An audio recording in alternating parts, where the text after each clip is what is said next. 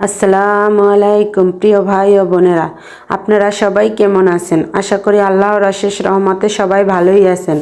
আলহামদুলিল্লাহ, আমিও আল্লাহর অশেষ রহমতে ভালোই আছি।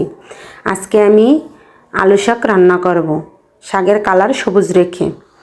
এখানে আমি আলু শাক নিয়েছি, মিষ্টি আলু শাক। দেখুন শাকগুলো একদম টাটকা এবং ফ্রেশ। তারপরে এই শাকগুলো আমি এখন কেটে বেছে ধুয়ে পরিষ্কার করে রান্না করতে চলে এসেছি।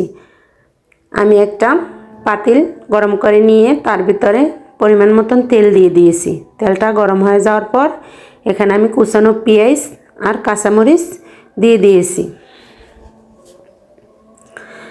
দিয়ে এখন একটু ভেজে নিব। আর এখানে আমি বড় বড় চিংড়ি মাছ নিয়েছি। চিংড়ি মাছগুলো আমি ছোট ছোট করে কেটে একটু পাটা পুতায় ছেঁচে নিয়েছি। তার কারণে কিন্তু তরকারিটা অনেক সুস্বাদু লাগবে। তারপর এখানে আমি দিয়ে দিলাম স্বাদ মতন লবণ। লবণটা দিয়ে একটু নেড়ে চেড়ে মিশিয়ে নেব। আমি সবসময় পেঁয়াজ ভাজার সময় লবণ দেই, যাতে পেঁয়াজটা তাড়াতাড়ি নরম হয়ে যায়। তারপর দিয়ে দিলাম এখানে একটা রসুন বাটা। আমি এখানে শুধু রসুন বাটা ব্যবহার করেছি। তারপর দিলাম হলুদের গুঁড়া অল্প করেই দিব। তারপর দিলাম ধনিয়ার গুঁড়া। তারপরে দিব মরিচের গুঁড়া। দিয়ে আমি একটু তেলের সাথে মশলাটা কষিয়ে নেব। কষানোর পরে এখানে ওই চিংড়ি মাছগুলো দিয়ে দিব।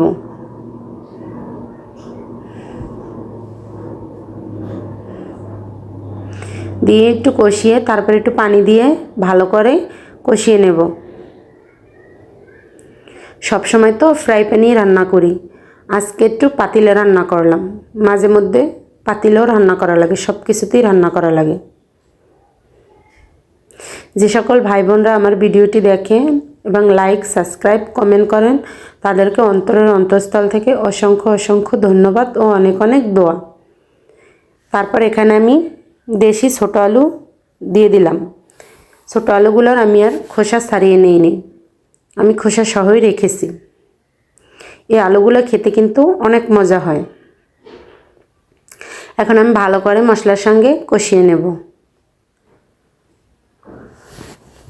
আর আমার নতুন পুরাতন সকল বন্ধুদেরকে অন্তরের অন্তঃস্থল থেকে অসংখ্য অসংখ্য ধন্যবাদ ও অনেক অনেক দোয়া আমার সঙ্গে থাকার জন্য। আমিও তোমাদের সঙ্গে থাকবো ইনশাল্লাহ।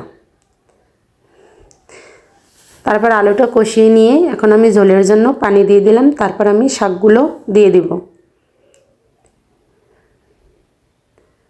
আমার অনেক আপুরা আছে নিঃস্বার্থ ভালোবাসা দেয়, তাদের জন্য অনেক অনেক দোয়া স্পেশালভাবে। আপু, তোমাদের আল্লাহ অনেক বড় করুক, তোমাদের মনের সকল ইচ্ছা আল্লাহ তাআলা পূরণ করুক। এত ভালোবাসা দাও আপু, তোমাদেরকে ভুলে কখনো থাকতে পারবো না। তোমরাও ভুলে যেও না প্লিজ। যদি কখনো ইউটিউব ছেড়েও দেই, তোমাদেরকে ভুলে যাব না, তোমাদেরকে মনে রাখবো বেঁচে থাকলে।